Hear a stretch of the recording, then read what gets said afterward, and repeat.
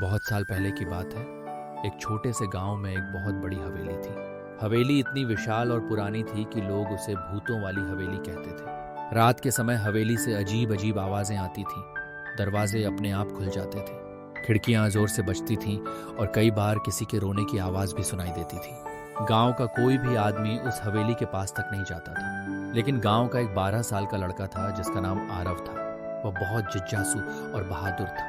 उसके मन में हमेशा यही सवाल घूमता रहता था कि क्या सच में हवेली में कोई भूत है या यह सब सिर्फ लोगों का डर है। एक दिन आरव ने तय कर लिया कि वह हवेली में जाकर सच्चाई पता करेगा। रात के समय जब पूरा गांव सो रहा था, आरव अपनी छोटी सी टॉर्च और डायरी लेकर चुपके से हवेली की ओर निकल पड़ा। हवेली के अंदर कदम रखते ही उसके शरीर में सिहरन दौड़ गई। चारों तरफ अंधेरा, मकड़ी के जाले, टूटी खिड़कियां। जैसे ही उसने पहला कदम रखा, पीछे का दरवाजा अपने आप जोर से बंद हो गया। आरव का दिल तेजी से धड़कने लगा, लेकिन उसने हिम्मत नहीं हारी। उसने अपनी टॉर्च से दीवारों को रोशनी में देखा तो वहां पुराने चित्र लगे थे, जिनकी आंखें मानो उसे घूर रही हों। वह धीरे धीरे आगे बढ़ा ही रहा था कि अचानक उसे पैरों की आहट सुनाई दी। ठक ठक ठक, जैसे कोई उसके पीछे पीछे चल रहा हो। आरव डर गया, लेकिन उसने साहस जुटाकर आवाज का पीछा किया और एक पुराने कमरे तक पहुंचा। कमरे का दरवाजा आधा टूटा हुआ था। उसने दरवाजा खोला तो देखा कि अंदर एक पुराना लकड़ी का बक्सा रखा हुआ है, जिस पर जंग लगा ताला था।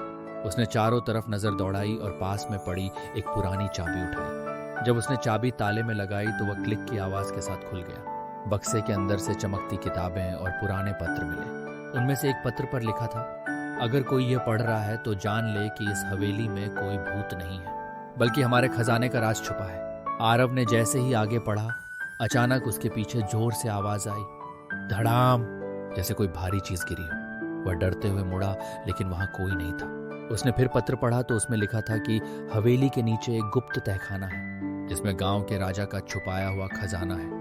आरव ने कमरे को ध्यान से देखा और तभी फर्श पर एक अजीब सा निशान पाया। वह एक गोल घेरा था जिसके बीच में लोहे का छल्ला बना था। उसने छल्ले को खींचा और फर्श खुल गया। नीचे अंधेरी सीढ़ियां दिखाई दी। आरव का गला सूख गया, लेकिन उसने हिम्मत जुटाई और धीरे धीरे नीचे उतर गया। नीचे पहुंचते ही उसकी आंखें चौंधिया गईं, क्योंकि वहां सोने चांदी के सिक्कों, गहनों और पुराने बर्तनों का ढेर था। आरव की आंखें चमक उठी, लेकिन तभी किसी ने उसके नाम से पुकारा, आरव, आरव। उसकी टॉर्च कांपने लगी और उसने डरते हुए पीछे मुड़कर देखा। वहां गांव का पुराना चौकीदार खड़ा था। चौकीदार ने कहा, बेटा, यही सच है। लोग यहां ना आए इसलिए भूतों की कहानियां फैलाई गई ताकि खजाना सुरक्षित रहे, लेकिन अब तुमने ये राज जान लिया है और ये अब तुम्हारी जिम्मेदारी है। आरव ने चौकीदार की बात ध्यान से सुनी और उसने वादा किया कि इस खजाने का इस्तेमाल वह गांव की भलाई के लिए करेगा।